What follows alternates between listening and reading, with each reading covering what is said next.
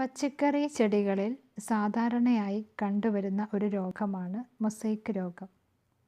പാവൽ, വെണ്ട, മത്തൻ തുടങ്ങിയവയിലാണ് ഇത് അധികമായും കണ്ടുവരുന്നത്. ഈ രോഗം ബാധിച്ച ചെടികളുടെ ഇലഞെരുമ്പുകളുടെ പച്ചപ്പ് നഷ്ടമായി മഞ്ഞ നിറം ആകുന്നു. ക്രമേണ ഇത് മുരടിച്ചു പോവുകയും ചെയ്യും.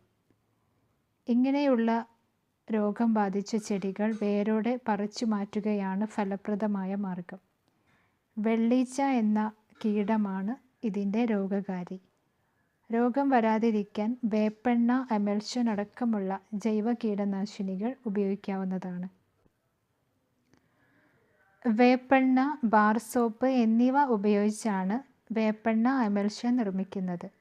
1 ലിറ്റർ വേപ്പെണ്ണ ഉണ്ടാക്കാൻ ഏകദേശം 65 ഗ്രാം ബാർ സോപ്പാണ് വേണ്ടിവരുന്നത്.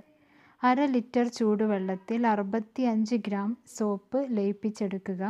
ഇതിലേക്ക് വേപ്പെണ്ണ ചേർത്ത് നല്ലപോലെ ഇളക്കുക. ഈ ലായനി വെള്ളം ചേർത്ത് നേർപ്പിച്ചു വേണം ചെടികളുടെ ഇലകളിൽ തളിക്കാൻ.